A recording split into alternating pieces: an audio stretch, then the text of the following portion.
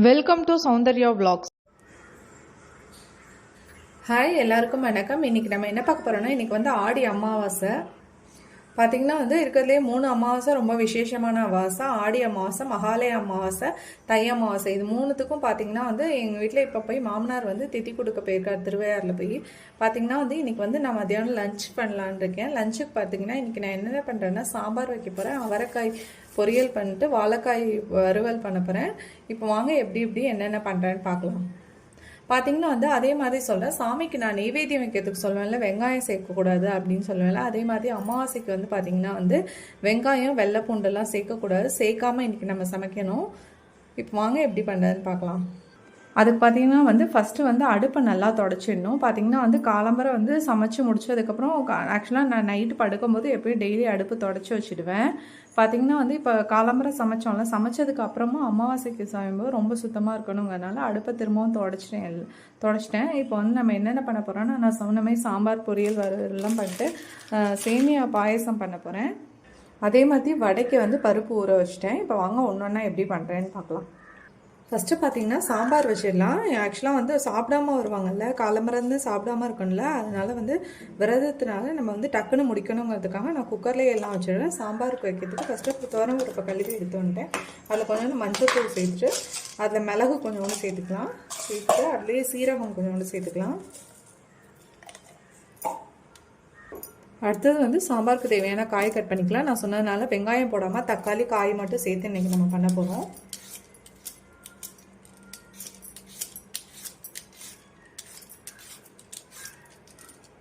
இது மாதிரி நான் வெங்காயம் போடக்கூடாது சொன்னேன்ல, அது பார்த்திங்கன்னா வந்து நார்மலாக நம்ம அமாவாசைக்கு வீட்டில் வந்து அம்மா அப்பா இருக்காங்க, மாமனார் மாமியார் இருக்காங்கன்னா நம்ம தனியாக இருக்கோம் அப்படின்னா வந்து நீங்கள் வந்து வெங்காயம் சேர்த்து செய்யலாம். இப்போ பார்த்திங்கன்னா எங்கள் மாமனார் வந்து திதி கொடுக்க போயிருக்கார்ல, அவருக்கு வந்து வெங்காயம் சேர்க்காமல் சமைச்சு தரணும், வெங்காயம் வெள்ளை பூண்டுலாம் சேர்க்காம. அதனால் நாங்களும் அதே சாப்பிட்டுக்குவோம். இப்போ வந்து கட் பண்ண காயெல்லாம் அப்படியே குக்கரில் சேர்த்துக்கலாம். இப்போ பார்த்திங்கன்னா வந்து குக்கரில் காயெல்லாம் கட் பண்ணி போட்டாச்சு. இப்போ தண்ணி சேர்த்து ஸ்டவ்வில் வச்சிடலாம். இப்போது பருப்பு பொங்காமல் இருக்க எண்ணெய் சேர்த்துக்கலாம், 1 ஸ்பூன். இப்போது ஸ்டவ் ஆன் பண்ணி குக்கரை வச்சிடலாம். பார்த்திங்கன்னா வந்து இந்த சாம்பார் வந்து இந்த மாதிரி வேலை இருக்க அன்றைக்கி குயிக்காக முடிக்கிற சாம்பார் இது. இப்போது குக்கரை மூடி 3 விசில் விட்டுடலாம். இப்போது ஒரு ஸ்டவ்வில் சாம்பார் வச்சுருக்கேன், இன்னொரு ஸ்டவ்வில் சாதம் வச்சிடலாம். குக்கர் விசில் வந்தால் ஒரு வேலை வச்சுக்கணும். நம்ம டக்குன்னு அடுத்து விசில் வரதுக்குள்ள காய் அரைஞ்சி விசில் விட்டு இறங்கினோன்னே இதை காய வச்சிடலாம் ஸ்டவ்வில்.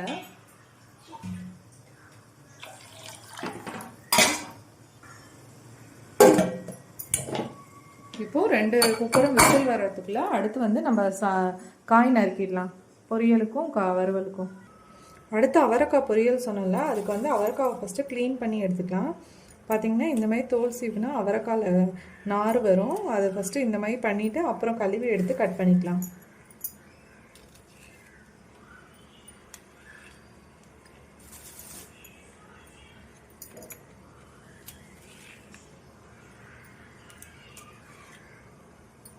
இப்போது அவரைக்காய் பார்த்திங்கன்னா இந்த சைஸ் கட் பண்ணி எடுத்துக்கலாம்.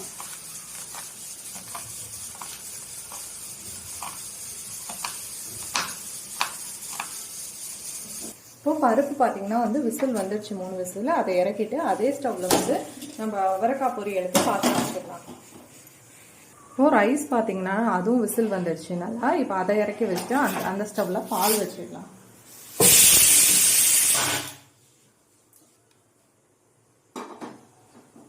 பாயசத்துக்கு பால் ஃபஸ்ட்டு காய்ச்சிக்கலாம்.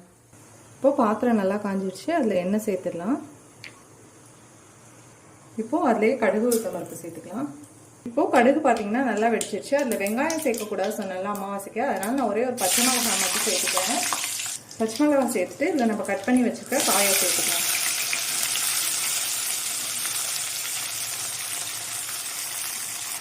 இப்போது காய்க்கு தேவையான அளவு உப்பு சேர்த்துக்கலாம். உப்பு சேர்த்து தண்ணியை வந்து இந்த மாதிரி தெளித்து மட்டும் விடுங்க, ரொம்ப ஊற்றிடக்கூடாது. அது வேகிறதுக்காக சும்மா கொஞ்சம் தண்ணி தெளித்து மட்டும் விட்டால் போதும்.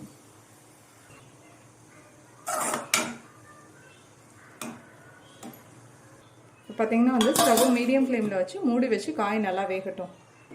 பார்த்திங்கன்னா வந்து ஒரு ஸ்டவ்வில் அவரைக்காவும் ஒரு ஸ்டவ்வில் வந்து பால் பால் இருக்குது. வந்து நம்ம மாங்காய் ஊறுகாய் கட் பண்ணி ரெடி பண்ணிடலாம். மாங்காய் ஊறுகாய்க்கு வந்து மாங்காவை கட் பண்ணி இந்த மாதிரி பொடிசாக கட் பண்ணி எடுத்துக்கலாம்.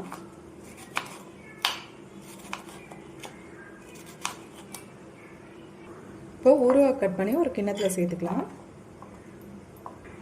சேர்த்துட்டு இப்போ அதில் வந்து ரெட் சில்லி பவுடர் சேர்த்துக்கோங்க. காரத்துக்கு தகுந்த மாதிரி சேர்த்துக்கலாம். இப்போது அதே தேவையான அளவு உப்பு சேர்த்துக்கலாம். இப்போது உப்பு சேர்த்து எல்லாத்தையும் மிக்ஸ் பண்ணிடலாம்.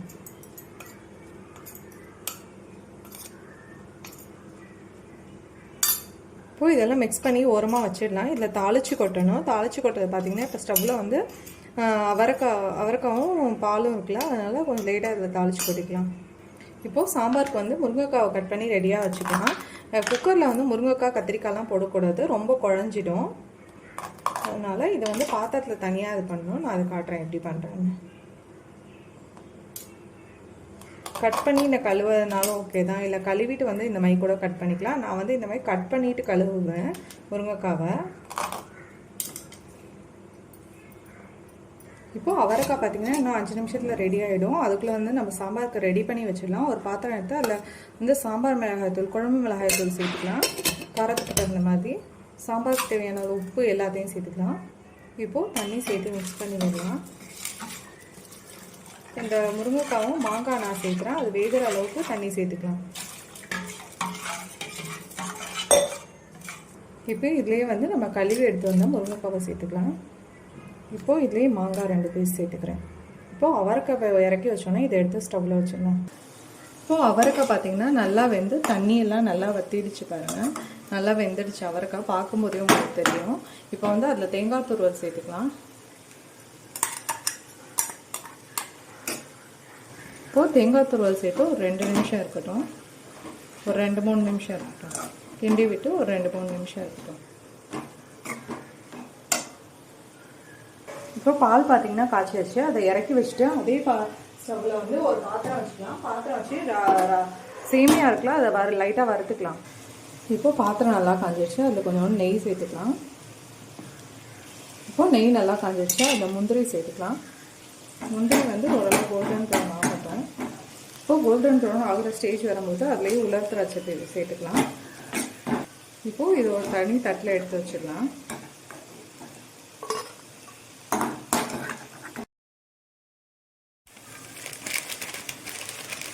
இப்போது அதே நெய்யில் நம்ம சேமியாவை சேர்த்துக்கலாம். உடச்சியும் சேர்த்துக்கலாம். நம்ம ஆக்சுவலாக பார்த்திங்கன்னா வந்து நான் இன்றைக்கி வந்து பாயச சேமியா வந்துருக்கேன். இது சாதா சேமியாலையும் செய்யலாம். நம்ம உப்புமா பண்ணுவோம், அந்த சேமியாவில் கூட செய்யலாம். நான் எப்போயும் அதில் தான் செய்வேன். இன்றைக்கி எதுவும் இதில் செய்யணும்னு தோணுச்சுன்னு பார்க்குறேன். இப்போது சேமியா பார்த்திங்கன்னா கோல்டன் ப்ரௌன் ஆகிற வரைக்கும் நல்லா வறுத்து எடுத்துக்கலாம். இப்போது இந்த சைட் ஸ்டவ்வில் பார்த்திங்கன்னா வந்து அவரைக்காய் பொரியல் வந்து ரெடி ஆகிடுச்சு. இப்போ இதை இறக்கி வச்சுட்டு சாம்பார் வச்சிடலாம். இப்போது சாம்பாருக்கு நம்ம மிக்ஸ் பண்ணி வச்சுருந்தோம்ல, மிளகாத்தூள், உப்பு, முருங்கைக்காய், மாங்காய்லாம் போட்டு அது ஒரு கொதி வந்து நல்லா வேகட்டும் காய். ஏன்னா வந்து நம்ம இந்த காயெலாம் குக்கரில் சேர்க்கல, அதனால் வந்து இந்த மாதிரி ஃபஸ்ட்டு வந்து வேக வச்சுக்கிறோம். இப்போது சாம்பார் ஒரு ஸ்டவ்வில் இருக்கட்டும். இன்னொரு ஸ்டவ்வில் பார்த்திங்கன்னா வந்து சேமியா ஓரளவு கோல்டன் ப்ரௌன் ஆகிடுச்சு.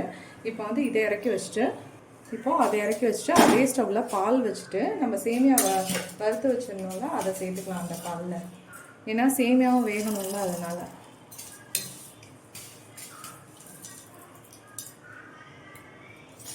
வந்து நம்ம வறுத்து வச்சுருந்த சேமியாவை சேர்த்துக்கலாம் பாலில்.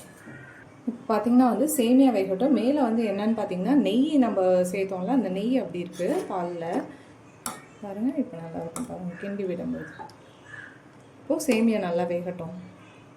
இப்போ பார்த்திங்கன்னா வந்து சாம்பார் ஒரு அடுப்பில் இருக்குது, பாயசம் ஒரு அடுப்பில் இருக்குது. பார்த்திங்கன்னா வந்து அவரைக்காய் பொரியல் பண்ணியாச்சு, சாதம் வச்சாச்சு. இப்போ வந்து சாம்பாரும் பாலும் பாயசமும் ரெடி ஆகிறதுக்குள்ளே நம்ம அடுத்து வந்து பார்த்திங்கன்னா வந்து வடைக்கு வந்து பருப்பை அரைச்சிக்கலாம். நான் இன்றைக்கி வந்து கொஞ்சோண்டு தான் போட்டதுனால நான் மிக்ஸி ஜார்லேயே அரைச்சிக்கிறேன். சப்போஸ் வந்து நீங்கள் நிறையா பருப்பு இருக்கீங்க, வீட்டில் ஆளுங்க நிறையா இருக்கீங்கன்னா வந்து கிரைண்டரில் பருப்பு அரைச்சா தான் வடை நல்லா சாஃப்டாக வரும்.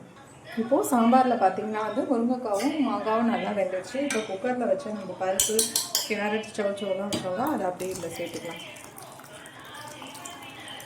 இப்போது பருப்பு இதெல்லாம் சேர்த்ததுக்கப்புறம் இது ஒரு 2-3 நிமிஷம் கொதி வரட்டும். இப்போது இன்னொரு சைடு பார்த்திங்கன்னா வந்து பாயசத்தில் வந்து சேமியா நல்லா வெந்துடுச்சு. இப்போ இதில் சர்க்கரை சேர்த்துக்கலாம். இப்போது சர்க்கரை சேர்த்துட்டோம் வந்து இதில் ஏலக்காய் பவுடர் சேர்த்துக்கலாம். ஏலக்காய் பவுடர் சேர்த்து ஒரு கிண்டி விட்டுக்கலாம். இப்போது இதுலேயே வந்து முந்திரி திராட்சை சேர்த்துக்கலாம். இப்போது பாயசம் பார்த்திங்கன்னா சர்க்கரை சேர்த்து ஏலக்காய் பவுடர் சேர்த்து முந்திரி திராட்சை சேர்த்து ஒரு 2-3 நிமிஷம் இருக்கட்டும். இப்போது இன்னொரு சைடு பார்த்திங்கன்னா வந்து சாம்பார் நல்லா கொதி வந்துடுச்சு. இதை இறக்கி வச்சிடலாம். இப்போது சாம்பாரை இறக்கி வச்சுட்டு ஸ்டவ் ஆஃப் பண்ணாமல் அதே ஸ்டவ்வில் வந்து வாழைக்காய் வறுவலுக்கு பாத்திரம் வச்சுக்கலாம். இப்போது எண்ணெய் சேர்த்துக்கலாம். இப்போது எண்ணெய் நல்லா காஞ்சி வச்சு வாழைக்காவை சேர்த்துக்கலாம். இப்போது வாழைக்காய் வறுவலுக்கு தேவையான அளவு உப்பு சேர்த்துக்கலாம். வாழைக்காவை இப்போ நல்லா வறுபடட்டும். வாழைக்காய் வறுவல் எந்த வறுவல் செஞ்சாலும் மூடி வச்சு செய்யக்கூடாது சொல்லியிருக்கேன். இப்போ வந்து இது நல்லா வேகட்டும் எண்ணெயிலேயே. இப்போது இன்னொரு சைடு பாயசம் சூப்பராக ரெடி ஆகிட்டு பாயசத்தை இறக்கிடலாம். இப்போ பாயசத்தை இறக்குனாலும் அதே ஸ்டவ்வில் வந்து பாத்திரத்தில் எண்ணெய் சேர்த்து வச்சுருக்கேன் வடை சுடுறதுக்கு. இப்போது வடைக்கு பார்த்திங்கன்னா மாவு அரைச்சாச்சு. அதில் ஒரு கைப்பிடி அளவு கொத்தமல்லி தழை சேர்த்துக்கலாம். அதுலேயே வந்து ஒரு கைப்பிடி அளவு கருவேப்பிலை புதுசாக கட் பண்ணி சேர்த்துருக்கேன். இப்போது அதுலேயே வந்து மிளகு கொஞ்சோண்டு சேர்த்துக்கலாம். மிளகு நீங்கள் பொடி பண்ணியும் சேர்த்துக்கலாம், நான் முழுசாக சேர்த்துருக்கேன். இப்போது அதுலேயும் வந்து ஒரு ஸ்பூன் சீரகம் சேர்த்துக்கலாம். வெங்காயம் வந்து சேர்க்கக்கூடாது இன்றைக்கி அமாவாசைக்கு, அதனால் நான் வெங்காயம் சேர்க்காமல் செஞ்சுருக்கேன். இப்போது இந்த சைடு பார்த்திங்கன்னா வந்து வாழைக்காய் வறுவல் வந்து ரெடி ஆகிடுச்சு. இதில் வந்து குழம்பு மிளகாய் தூள் சேர்த்துக்கலாம். காரத்துக்கு தகுந்த மாதிரி சேர்த்துக்காங்க.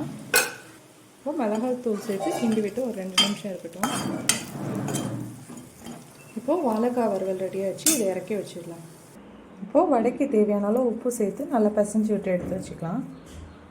இப்போது வடை போடுறதுக்கு முன்னாடி பார்த்திங்கன்னா இந்த மாதிரி ஒரு தண்ணி எடுத்து வச்சுக்கோங்க. தண்ணி எடுத்து வச்சுட்டு மாவை வந்து இந்த மாதிரி கையில் ஆக்சுவலாக ஃபஸ்ட்டு கையை வந்து நனைச்சிட்டு மாவை எடுத்து இப்படி ஒரு வடையை போட்டு திரும்பவும் கையை நனைச்சிட்டு மாவை எடுத்து போட்டிங்கன்னா வந்து கையில் ஒட்டாமல் வடை வந்து எண்ணெயில் நல்லா விழும். இப்போது எண்ணெய் பார்த்திங்கன்னா நல்லா காஞ்சிடுச்சு. இப்போ வடையை போட்டுடலாம்.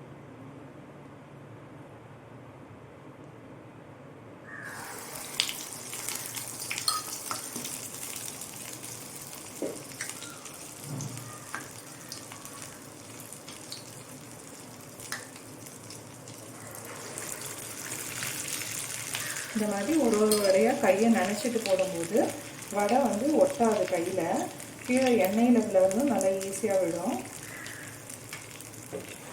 பாருங்கள், கையில் ஒட்டவே இல்லை பாருங்கள் மாவாக.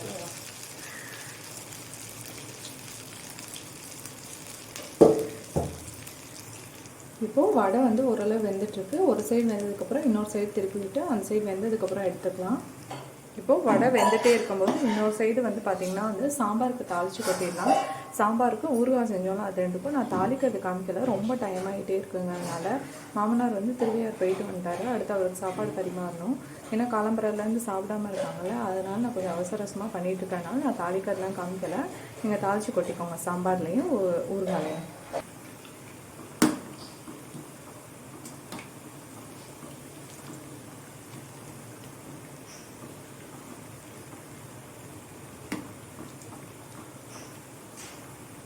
இப்போது வடை பார்த்தீங்கன்னா 2 சைடு நல்லா வெந்துடுச்சு. கலர் மாதிரி நல்லா வந்துடுச்சு பாருங்கள்.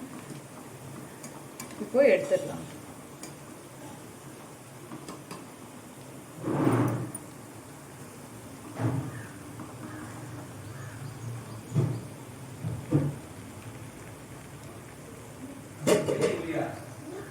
இப்போது வடை போட்ட எண்ணெயிலே அடுத்து அப்பளம் போட்டு எடுத்துக்கலாம். நான் அது காட்டலை. இப்போ வந்து அடுத்து நம்ம என்ன பண்ண போகிறோம்னு பார்க்கலாம். இப்போ நம்ம எல்லாம் செஞ்சு முடிச்சாச்சு. இப்போ எல்லாத்தையும் இலையில வச்சுக்கலாம். आप कुछ मारने नहीं चाहिए सर. अपने और क्या होते हैं राउंड ही ఇది కాకాలు అన్న అక్కలమయ్యాడ ఠీక్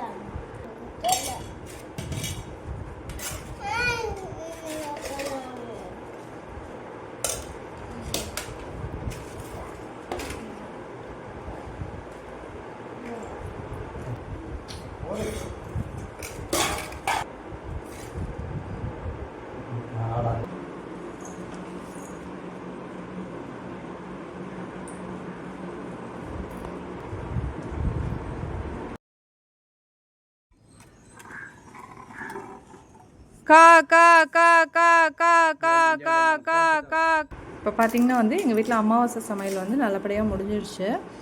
நான் எப்படி பண்ணியிருக்கேன்னு கமெண்ட் பண்ணுங்கள். உங்கள் வீட்லேயே நீங்கள் என்ன பண்ணீங்கன்னு சொல்லுங்கள். தேங்க்யூ.